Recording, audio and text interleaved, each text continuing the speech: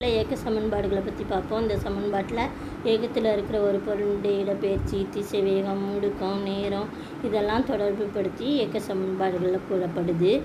ஒரு கிராஃபை பார்த்திங்கன்னா அதில் ஒரு திசைவேக கால வரைபடம் இருக்குது. இந்த வரைபடத்துலேருந்து ஏக்க சமன்பாடு எப்படி வருது அப்படிங்கிறத நம்ம படிக்க போகிறோம். ஒரு எக்ஸ்எஸ்சி கொடுத்துருக்கு, எக்ஸ்ஹெச்சில் காலம் கொடுத்துருக்கு, ஒய்ஹெச் கொடுத்துருக்கு, ஒய்ஹெச்சில் திசைவேகம் கொடுத்துருக்கு. அதில் ஓங்கிறது ஒரு ஆரம்ப புள்ளி ஓ. அதுக்கப்புறம் பார்த்திங்கன்னா அதில் ஒரு டி அப்படின்னு ஒரு புள்ளி இருக்குது. அந்த டிங்கிற புள்ளியிலேருந்து ஒரு பொருள் என்ன செய்யுதுன்னா இயங்க ஆரம்பிக்குது. இயங்கும்போது ஒரு தொடக்க திசைவேகம் யூ அப்படிங்கிற திசைவேகத்தோடு அது இயங்க ஆரம்பிக்குது. ஆரம்பிக்கி அது டி கால இடைவெளியில் அது பி அப்படிங்கிற ஒரு புள்ளியை பார்த்து போகுது. அப்போது அதனுடைய திசைவேகம் என்ன அப்படின்னு பார்த்திங்கன்னா இறுதி திசைவேகம் ஆகுது.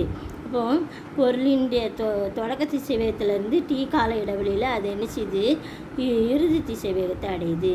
இப்போது முதல்ல பார்த்திங்கன்னா பொருளினுடைய தொடக்க திசைவேகம் யூ அப்படின்னு வச்சுக்கிடுவோம். அந்த லெட்டரை பொருளினுடைய தொடக்க திசைவேகம் யூ அது எதெல்லாம் குறிக்கும் அந்த கிராஃபில் பார்த்தீங்கன்னா ஓடி அல்லது அதுக்கு சமமானது அடுத்த பக்கம் எதிர்பக்கம் வந்து இஏ. இந்த ரெண்டும் சமமானது எதை குறிக்கும் அப்படின்னு பார்த்திங்கன்னா பொருளினுடைய தொடக்க திசைவேகத்தை குறிக்குது. அடுத்தது பொருளினுடைய இறுதி திசைவேகம் அது வந்து பி அப்படிங்கிற லெட்டரால் குறிச்சிக்கிடணும். அது வந்து எதை குறிக்கி கிராஃபில் அப்படின்னு பார்த்திங்கன்னா ஓசி. அடுத்து அதுக்கு எதிர்பக்கம் இபி இதை குறிக்குது. அடுத்து காலத்தை பார்த்திங்கன்னா இதில் கிராஃபில் ஓஇ காலம் அதுக்கு சமமானது டிஏ.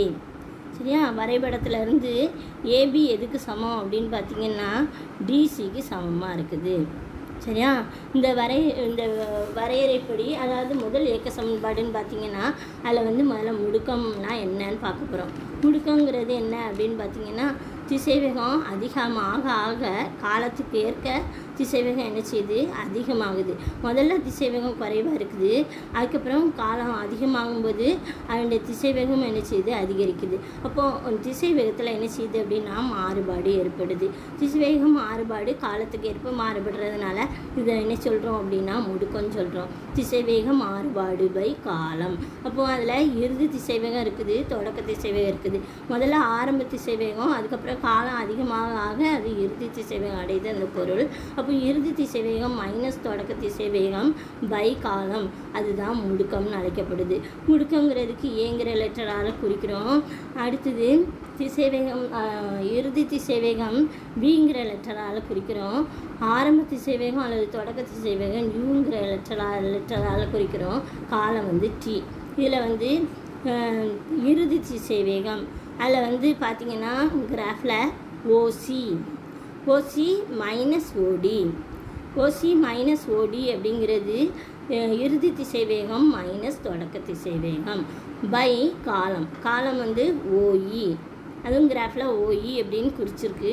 அது வந்து காலத்தை குறிக்குது. அப்போது OC minus OD by OE. அப்போது இறுதி திசைவேகத்தில் இருந்து தொடக்க திசைவேகத்தை கழிச்சோம்னா டிசி பை ஓஇ. இப்போ டிசி எதுலேருந்து கிடைக்கிது அப்படின்னா ஓசியிலேருந்து ஓடியை கழிச்சா கிடைக்கிறது தான் டிசி. ஓஇங்கிறது காலம். அப்போது ஓஇங்கிறதுக்கு காலத்தை குறித்தோம்னா ஏசிக்வல் டு டிசி பை டி. அடுத்து இந்த டீயை இந்த பக்கம் கொண்டு வந்துட்டோம்னா டிசி ஈக்குவல் டு ஏடி. அந்த டிசிக்கு எதிர்பக்கம் ஏபி அதனால் சமம். அப்போ DC equal to AB equal to AD. அடுத்து இந்த வரைபடத்தை எடுத்துட்டோம்னா வரைபடத்துலேருந்து இபி வந்து எதை ரெண்டையும் கூட்டணும் அப்படின்னா இஏ கூட ஏபியை கூட்டினா கிடைக்கிறது தான் இபி. சரியா? அப்போது இபி எதை குறிக்குது அப்படின்னு பார்த்திங்கன்னா பியை குறிக்குது. அடுத்தது இஏ எதை குறிக்குது அப்படின்னு பார்த்தீங்கன்னா யூவை குறிக்குது. அடுத்தது ஏபி எதை குறிக்குது அப்படின்னு பார்த்தீங்கன்னா ஏடியை குறிக்குது. அப்போது இந்த சமன்பாடு v equal to you plus at இதுதான் ஏக்கத்திற்கான முதல் சமன்பாடு. அடுத்தது ரெண்டாவது சமன்பாடை பார்ப்போம். வரைபடத்தில் பார்த்தீங்கன்னா டிஓஇபி அப்படிங்கிறது ஒரு நாற்கரம். அதனுடைய பரப்பளவு நாற்கரத்தினுடைய பரப்பளவு டி காலத்தில் அது வந்து என்ன செய்யுதுன்னா பொருள் வந்து ஒரு கடந்த தொலைவை குறிக்கிறது தான் இந்த டிஓஇபி. இந்த நாற்கரத்தின் பரப்பு எஸ் அப்படின்னு போட்டுக்கிடுவோம். எஸ்ங்கிறது நாற்கரத்தின் பரப்பளவு டிஓஇபி. இதில் என்னெல்லாம் இருக்குது அப்படின்னு பார்த்தீங்கன்னா இந்த நாற்கரத்தில் ஒரு செவ்வகமும் ஒரு முக்கோணமும் இருக்குது. செவ்வகத்தினுடைய பரப்பளவு டிஓஇஏ. அடுத்தது முக்கோணத்தின் பரப்பளவு டிஏபி. அடுத்து செவ்வகத்தினுடைய பரப்பளவு என்ன அப்படின்னு பார்த்தீங்கன்னா செவ்வகத்தின் பரப்பளவு எல் இன்று பி, அதாவது நீளம் இன்று அகலம். அடுத்தது முக்கோணத்தின் பரப்பளவு அரை இன்று அடிப்பக்கம் இன்று உயரம். இந்த ரெண்டு பரப்பளவையும் கூட்டினா கிடைக்கிறது தான் நாற்கரத்தின் பரப்பளவு. அதை வந்து பார்ப்போம். முதல்ல ஏஇ அப்படிங்கிறது என்ன அப்படின்னா அந்த செவ்வகத்தினுடைய பரப்பளவில் எல் இன்று பியில் ஏஇயும் பி வந்து ஓஇயும். சரியா? அடுத்தது அரை, முக்கோணத்தின் பரப்பளவு அரை இன்று அது வந்து பேஸ் இன்று ஹைச்சு, பி இன்று ஹைச்சு. அடிப்பக்கம் இன்று உயரம், அடிப்பக்கம் டிஏ, உயரம் வந்து ஏபி. இந்த ரெண்டையும் பெருக்குனா கிடைக்கிறது தான் அரை இன்று ஏபி இன்று டிஏ. இப்போது இது எதெல்லாம் குறிக்கி அப்படிங்கிறத பார்க்க போகிறோம். ஏஇ அப்படிங்கிறது எதை குறிக்கி அப்படின்னு பார்த்தீங்கன்னா ஏஇங்கிறது எதை குறிக்கி அப்படின்னு பார்த்தீங்கன்னா எதை குறிக்கி? யூவை குறிக்கி. அடுத்தது ஓஇ அப்படிங்கிறது எதை குறிக்கி அப்படின்னு பார்த்தீங்கன்னா டியை குறிக்குது. ப்ளஸ் அரை அப்படியே எடுத்து எழுதிக்கிடுறோம். அடுத்தது ஏபிங்கிறது எதை குறிக்கி அப்படின்னு பார்த்தீங்கன்னா நம்ம ஏடி பக்கத்தில் எழுதியிருக்கு பாரு. அதில் V minus A equal to V minus U by T. அப்போ வி மைனஸ் யூ அந்த பக்கம் எடுத்து எழுதினோம்னா ஏடி. ஏடிங்கிறது ஏபியை குறிக்குது. அந்த ஏபிக்கு பதிலாக ஏபி அப்படிங்கிறது ஏடியை குறிக்குது. அப்போ அரை இன்று ஏபிக்கு பதிலாக ஏடி போடணும். டிஏங்கிறது அந்த இதில் பார்த்தீங்கன்னா எதை குறிக்கி அப்படின்னா டியை குறிக்குது. சரியா? டியை குறிக்குது. டிஏங்கிறதும் காலத்தை குறிக்குது, டியை குறிக்குது. அப்போ யூடி யூ ப்ளஸ் யூ இன்று டி ப்ளஸ் அரை இன்று ஏடி இன்று டி. அப்போ இந்த யூஐயும் டியும் சேர்த்து எழுதுகிறோம். அடுத்தது ப்ளஸ் யூடி ப்ளஸ் அரை அப்படியே போட்டுக்கோ. அடுத்தது ஏடி ஸ்கொயர்டு, அதாவது ரெண்டு டி இருக்கிறதுனால ஏடி ஸ்கொயர்டு அப்படின்னு போடுறோம். இதுதான் ஏக்கத்திற்கான ரெண்டாவது சமன்பாடு. அடுத்தது மூன்றாவது சமன்பாடை பார்ப்போம். இதுலேயும் நாற்கரத்தின் பரப்பளவு டிஓஇபி. அது எதை குறிக்கி அப்படின்னு பார்த்தீங்கன்னா சரிவகத்தை குறிக்குது. சரிவகத்தை குறிக்குது. இந்த சரிவகத்தினுடைய பரப்பளவு டிஓஇபி.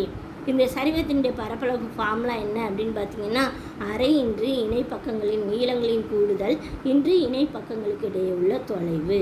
இப்போ இணை பக்கங்கள் எதெல்லாம் அப்படின்னு பார்த்தோன்னா அதில் படத்தில் கொடுத்துருக்கும் பாரு. ஓடி அடுத்து ஒரு பக்கம், அடுத்தது இன்னொரு இணைப்பக்கம் எது அப்படின்னா இபி அல்லது பிஇ. சரியா? ரெண்டையும் கூட்டணும். அடுத்தது ரெண்டு இணைப்பக்கங்களுக்கு இடையே உள்ள தொலைவு எதுன்னு பார்த்தோம்னா ஓஇ. அது காலத்தை குறிக்குது. சரியா? இணைப்பக்கங்களுடைய தொலைவு. அப்போ ஃபார்முலா என்ன? அரை இன்று இணைப்பக்க நீளங்களின் கூடுதல் இன்று இணைப்பக்கங்களுக்கு இடையே உள்ள தொலைவு. அப்போ அரை, அதுக்கு பதிலாக இணைப்பக்கங்களுடைய கூடுதல் எதெல்லாம் போடணும் அப்படின்னா ஓடி ப்ளஸ் பிஇ.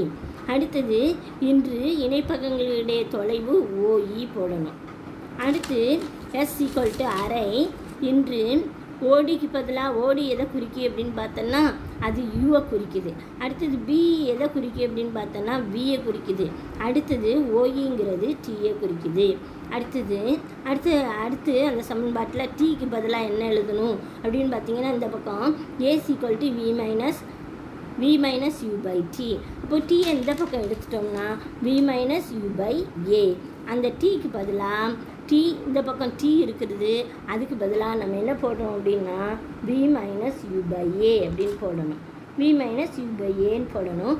அடுத்தது இந்த பக்கம் எஸ் ஈக்குவல் டு இன்னொரு தடவை அதை வாசிக்கிறேங்க அவனி. எஸ் ஈக்குவல் டு அரை யூ ப்ளஸ் வி இன்று வி மைனஸ் யூ பை ஏ அப்படின்னு இருக்குது. அப்போ கீழே ரெண்டும் காமனாக இருக்குது, ரெண்டும் ஏயும் இருக்குது.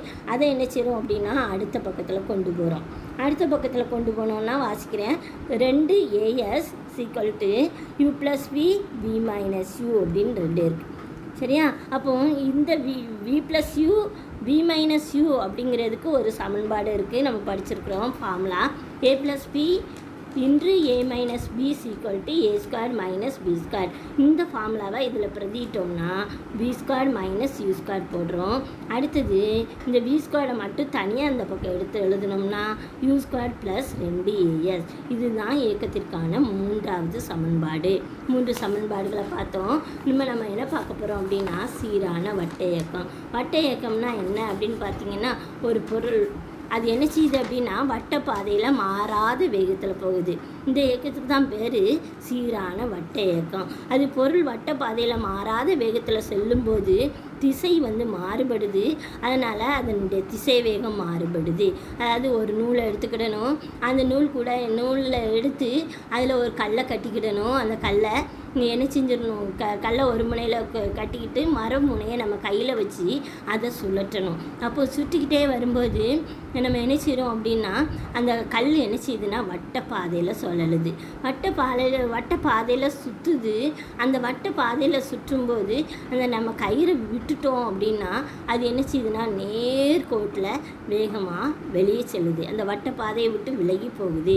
சரியா? அப்போ இதுக்கு சீரான வட்ட இயக்கத்துக்கு எடுத்துக்காட்டு, ஒரு நூலை என்ன செய்கிறோம் அப்படின்னா கயிற்றில் கட்டி அல்லது நூலில் கட்டி கல்லை கயிற்றில் கட்டி அல்லது நூலில் கட்டி நம்ம நினைச்சிடும் சுற்றும்போது அது வட்ட இயக்கமாக இயங்குது, வட்ட பாதையில் இயங்குது.